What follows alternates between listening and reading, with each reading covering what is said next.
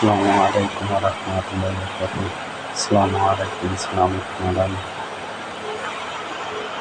সেরি খাবো রাত পুরুজা পুরানি আছে মোহাম্মদ সাল্লাল্লাহু সাল্লাম পুরানি ওটাই বলেছে।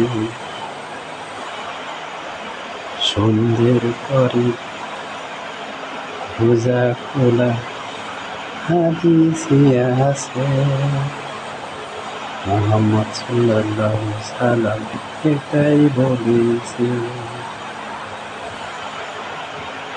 আমরা সবাই রাত রোজা